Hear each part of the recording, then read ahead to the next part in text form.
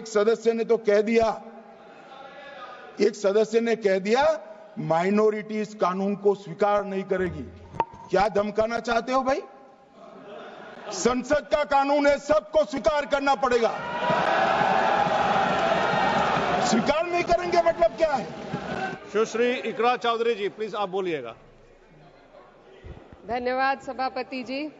मैं सबसे पहले दाद देना चाहती हूँ इस बिल के टाइमिंग की कि अभी ईद की रौनक बुझी भी नहीं थी और हमारी जड़ों पर एक नया फरमान लाया गया।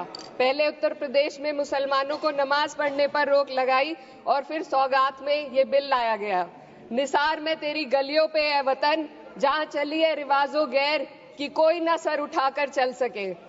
मैं सभापति जी आपको ये बताना चाहती हूँ कि ईद के मौके पर एक विधवा महिला अपनी लड़की के साथ मेरे पास आई और उसने बताया कि वह एक वक्फ की प्रॉपर्टी में रहती है। वही उसके सर पर छत का काम भी करती है और उसकी रोजी रोटी भी वहीं से आती है। वो इस बिल को लेकर इतनी फिक्रमंद थी कि कहीं उससे वो उसकी संपत्ति ना छीन ली जाए। वो अकेली एक ऐसी महिला नहीं है, ऐसे लाखों लोग हैं जो वक्फ की गरीब महिलाएं जो वक्फ की संपत्ति से अपना रोजगार चला रहे हैं। और ये जो वक्फ बाय यूजर क्लॉज के हटाने से लाखों वक्फ की जायदाद अपना स्टेटस खो देंगी और लाखों लोग इसी तरीके के लोग सड़कों पर आ जाएंगे। वक्फ क्या है? वक्फ बाय यूजर क्या है? इसका ये मतलब है कि कोई जायदाद अगर सालों से दीन और भलाई के कामों के लिए इस्तेमाल हो रही हो तो वो खुद ब खुद वक्फ मानी जाएगी। हिंदुस्तान की अदालतों ने भी इस बात को तस्लीम किया है। वक्फ बाय यूजर सिर्फ वक्फ बोर्ड को ही मिली कोई खास सौगात नहीं है, ये बल्कि सभी अन्य धार्मिक ट्रस्टों को परंपरा और यूज के आधार पर बिना किसी डॉक्यूमेंटेशन के धार्मिक चरित्र को डिक्लेयर करने का राइट मिला हुआ है। भारत के संविधान के आर्टिकल 13 क्लॉज 3 में कस्टम और यूसेज को कानूनी वैधानिकता प्रदान करता है। इसी आर्टिकल से वक्फ बाय यूजर भी निकला गया है।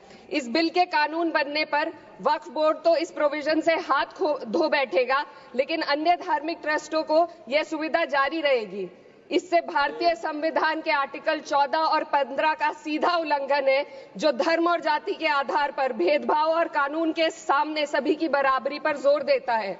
मैं इसके साथ ये भी कहना चाहती हूँ कि सत्ता के लोग जो एक दूसरे की पीठ थपथपा रहे हैं कि वक्फ बाय यूजर का जो अमेंडमेंट इन्होंने दिया उसको एक्सेप्ट कर लिया गया है, लेकिन इनकी शरारत यह है कि उसके साथ ही एक ऐसा प्रोवाइजो इसमें शामिल किया गया जिसके आधार पर यह कहा गया है कि अगर कोई भी वक्फ की संपत्ति विवादित हो तो वो अपना वक्फ स्टेटस खो देगी। तो जो अमेंडमेंट इन्होंने दिया है, जिसको एक्सेप्ट कर लिया गया है, उसका कोई मतलब नहीं है। ये इनकी नीयत है जो साफ जाहिर हो रही है। सोने पर सुहागा एक काम और किया है। सरकार ने वक्फ की कानून के सेक्शन 107 को हटाकर लिमिटेशन एक्ट में 12 साल तक ही किसी के खिलाफ अदालत में जाने का प्रोविजन है।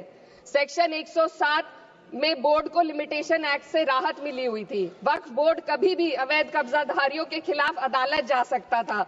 अगर ये सेक्शन ना हो तो अवैध कब्जा करने वाले लोग कानूनी प्रक्रिया का फायदा उठाकर वक्फ की प्रॉपर्टी को हड़प सकते हैं। अन्य धार्मिक ट्रस्टों पर भी ये लिमिटेशन एक्ट लागू नहीं होती, तो फिर वक्फ बोर्ड के साथ ये सौतेला रवैया क्यों किया जा रहा है?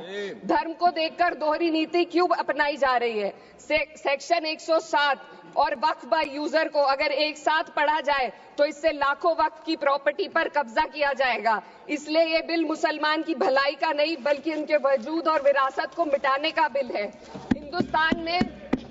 हिंदुस्तान में बहुत सारे धार्मिक ट्रस्ट हैं जिसमें उस खास मजहब के लोग शामिल होते हैं और उसका इंतजाम करते हैं। और ये बात समझ में आने वाली भी है, क्योंकि जो व्यक्ति अपने मजहब के रीति रिवाज को जितना अच्छे से समझ सकता है, किसी अन्य मजहब का व्यक्ति नहीं समझ सकता।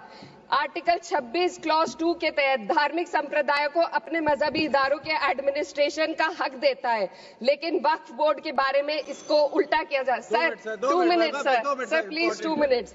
सरकार इसे एक सेक्युलर बॉडी मान रही है और इसमें गैर मुस्लिमों को शामिल करने की बात कह रही है। आपके मुंह से सेक्युलरिज्म की बात सुनकर अच्छा लगा, लेकिन अगले ही पल ये भ्रम टूट जाता है, क्योंकि आपको सिर्फ दान देने के लिए प्रैक्टिसिंग मुस्लिम का आपने क्लॉज डाला है, लेकिन बोर्ड में बैठने के लिए मुस्लिम होने की कोई आपकी क्लॉज नहीं है। तो इससे आपकी जो दोहरी नीति है वो साफ जाहिर होती है। ये वही सरकार है जिसने राम जन्मभूमि ट्रस्ट में ये लिख दिया कि जिलाधिकारी भी अगर होगा तो हिंदू होना चाहिए। कोई मुझे बताए कि वहां पर सेक्युलरिज्म का रस क्यों नहीं घोला गया। सर, आखिर में मैं अपनी बात को खत्म करने से पहले महिलाओं का मुद्दा बार बार उठाया जा रहा है। सरकार का कहना है कि बोर्ड में मुस्लिम महिलाओं को रिप्रेजेंटेशन देंगे। इस कानून से पहले भी मुस्लिम महिलाएं बोर्ड में मेंबर रह चुकी हैं और मिनिमम 2 का प्रोविजन था, उससे ज्यादा भी हो सकती थी।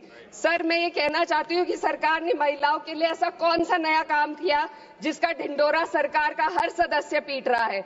इस बात की तायीद अगर आपकी तरफ से कोई मुस्लिम महिला करती तो आप उसका यकीन भी करते, लेकिन अफसोस आपकी इतनी लंबी कतार में एक भी मुस्लिम महिला नजर नहीं आती है। सर,